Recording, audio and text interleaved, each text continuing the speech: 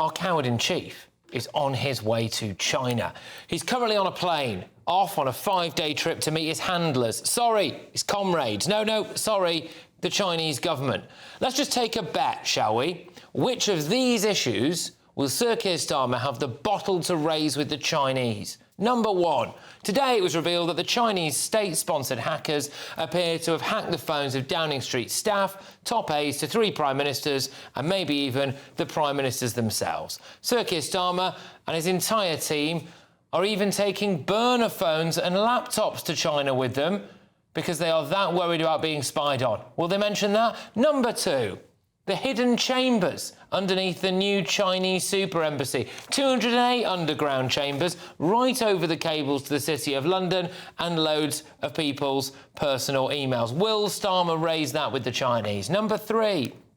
The Chinese are believed to have planted listening devices in Britain's military vehicles. Do you think Starmer will pipe up about that? Number 4. The intelligence services are worried that Chinese wind turbines are being used to spy on the Royal Navy. They're also worried that the Chinese might have planted kill switches in them, as well as solar panels, so they can turn them off whenever they want to. Wonder if the Prime Minister might bring that up whilst he's in Beijing. Number 5. Will Starmer raise the fact that China is believed to have hacked Downing Street for over a decade? The data allegedly accessed includes confidential documents relating to the formulation of government policy, private communications and some diplomatic cables. Maybe he'll raise that with Xi Jinping. Number 6. Chagos. Will Starmer raise fears that the Chinese will use their close links to Mauritius to infiltrate the British military base? Number 7, which is what you're looking at on your screen right now, or were, will Mr. Human Rights raise the fact that China keeps Uyghur Muslims in concentration camps, harvests their organs and forcefully sterilises them? Will he raise the issue of slave labour? No, he won't, will he? Why? Because him and Rachel Reeves have knackered our economy and they need the money from China, and they are willing to ignore all of that stuff in order to get it. But Sir Keir Starmer is not the only Labour big hitter to scuttle off and kiss the ring in Beijing. Rachel Reeves, David Lammy, Ed Miliband, Peter Kyle, Catherine West, who's the Foreign Office Minister, have all been to China since Labour came to power. Even Andy Burnham went to China in mid-2025 for a trade delegation. Did you know that there are at least 52 towns and cities in the UK that are twinned with or have formal friendship agreements with China? Any idea who is in control of the vast majority of those towns and cities? It's the Labour Party. I've got it on good authority that this Labour Party is currently considering changing its party logo. That's the one that's got at the moment. Oh, God, there you go. There it is. It's gone from the old rose to the red flag of China. Look, it makes sense. I think Sir Keir Starmer has a lot in common with the Chinese government. He's cancelling elections. He doesn't like free speech. People get put in prison for social media posts, and he wants more facial recognition and surveillance everywhere.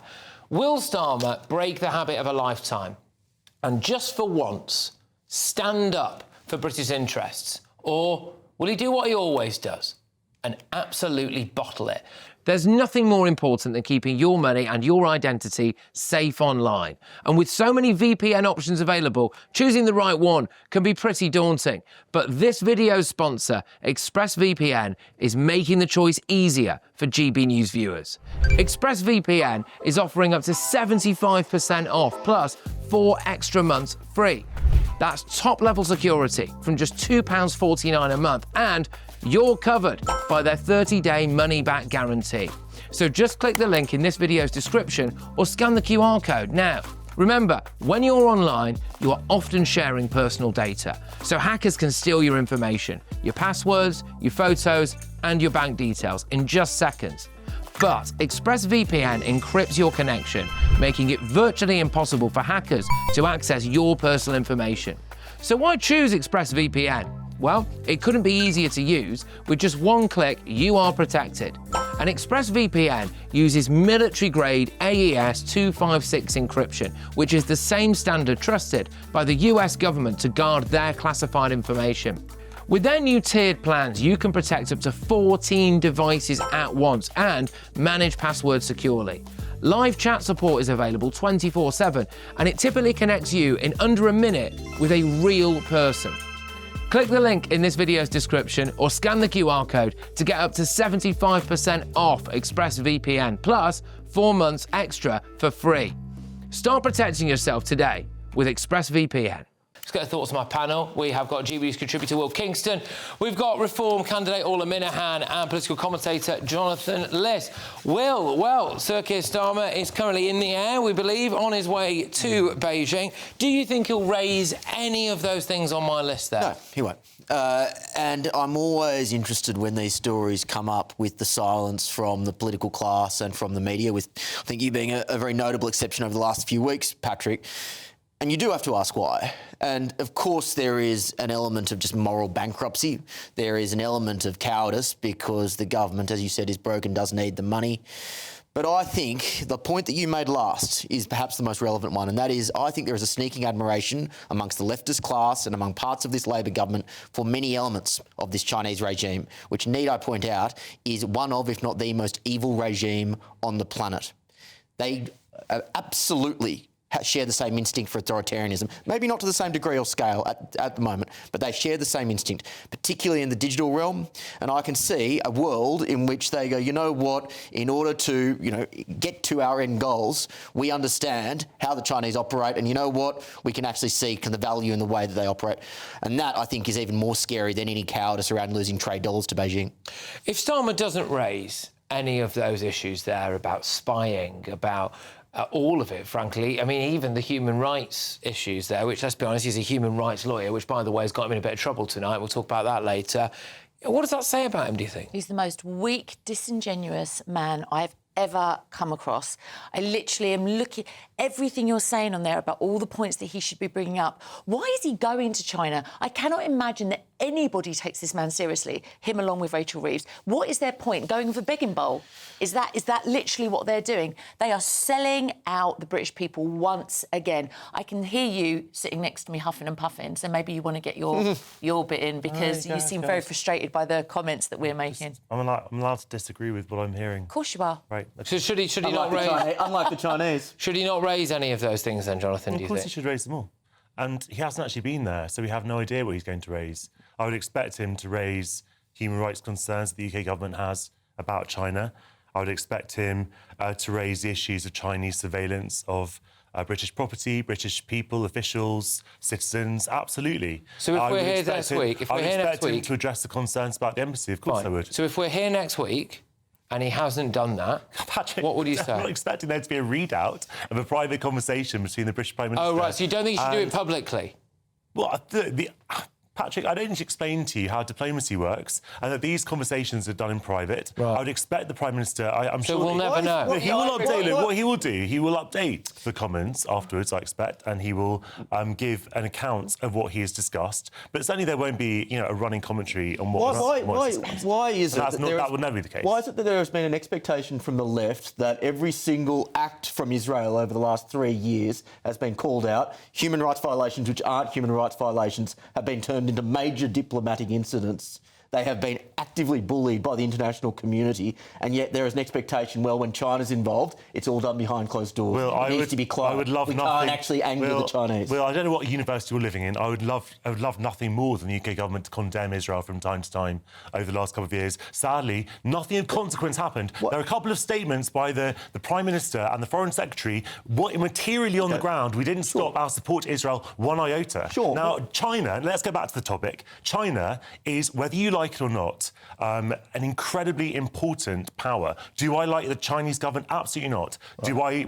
Do I think that the UK government should challenge China robustly? Absolutely. But to ignore it goes completely against what you always say that you are, which is a patriot. Right. Not from this country, obviously, but you believe in British business, you believe in British trade, etc. Okay. And that's it's just very interesting that in this particular case we seem to be happy to skirt over the fact that China keeps a load of Muslims in death camps. Yeah, that's what I mean. It's horrific. Harvest their organs, horrific. sterilises them, does all sorts of abominable things as an actual genocide going on in China at the moment, and Keir Starmer is going over there to kiss the ring in Beijing. Yeah, absolutely. That's the thing. And it's not just Starmer and the Labor government, but it is broadly the activist class that has never once marched through the streets of London to protest against the attacks on Uyghur Muslims in China. And yet, again, there is a double standard when it comes to other parts of the world. And again, I'm at a loss to understand because why Israel, no one seems to care. If Israel, well, I don't know why we keep talking about Israel, but if Israel and China are meant to be different countries,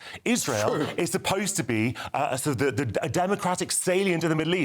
China is not a democracy. Oh, right. It's the China does not have the same values that Israel says it has. Oh, sorry. That is one of the main reasons why that happens. It's the bigotry of low expectations again, isn't it? Striking again. What do you make of the fact that we've obviously approved the Chinese super embassy here, all the spying concerns I've outlined there, even down to wind turbines and solar farms, but Sir Keir Starmer is off to China tonight with a burner phone in his hand, apparently, no devices that they say can possibly be hacked. Yeah, it's interesting, isn't it? They'll protect themselves from being hacked by China, but for us, we just have to suck it up, don't we? We're sacrificial lambs always, at every point. This, you know, you're saying about surveillance and you're saying about human rights, and all of those things that we are, ultimately we are suffering in this country at the hands of this government, maybe not to the same extreme, but the surveillance on all of us, the human rights that, our human rights are being violated every day in this country at the hands of this government. And yet he gets on a plane, he's always everywhere, he's never here dealing with the problems that we have here. You know, the other thing which I think is interesting about this story is it's not surprising. We know that this is the way that the Chinese have operated for decades now, which is why it's entirely unsurprising they would use underground rooms to hack into cables going from Canary Wharf through to the London financial district. Like, this is the way that they work. Yeah. What surprises me is that it feels like the United Kingdom, and I would dare say most Western countries, have made a strategic decision to deprioritise their national security for Chinese trade dollars. It is a strategic decision. Yeah, well, why has this been allowed? This is what I don't understand. I mean, maybe I'm missing something, maybe I'm not understanding. But why is this allowed? Why is it allowed? Why are China allowed to do these things? Why are they allowed to have, we're all complaining about this super embassy. Why has that been allowed? Why haven't we... Well, we talked about that last week in security... I wasn't here, sorry. OK, well, security services have said that they don't have serious concerns about this and that concerns can be mitigated. And China is going to be, look, let's be honest about it. China will be spying on us no matter where the embassy is. And by the way, Patrick, if you want to talk about sort of major countries surveilling their allies, well, look no further than the United States, which WikiLeaks revealed had spied on Angela Merkel's personal phone in 2013. Well, gosh, that would be quite interesting there to see that phone, wouldn't it? Comments like, I tell you what, let another million Syrians in. I bet they found that on their phone. What's for lunch? And the reason, by the way... Just on that, sorry, because with America and the UK, Keir Starmer very recently came out and did a whole big spiel about his values and the values of Great Britain, and that's why he needed to stand up to President Trump. He's never said any of that about Xi Jinping, has he? Is it because he knows that they've knackered the economy and they need the communists? Well, I think it's a really important point that the reason why you are suddenly seeing Western leaders go to China is that the post-war economic order that we had been so accustomed to for 80 years is now under threat. Gosh, completely. And what happened there? And so that is why... Well, what happened there is the President of the United States imposing tariffs, punitive and aggressive tariffs.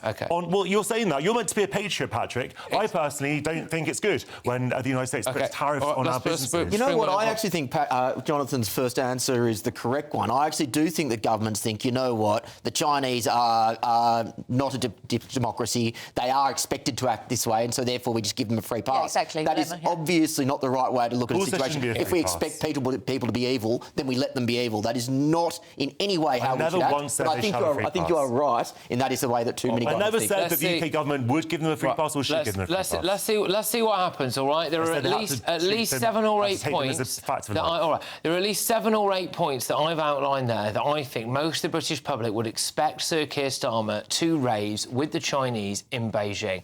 I've put a bet on it that I don't think he'll raise a single one of them. I hope I'm wrong, but I very much doubt I am. So there we go.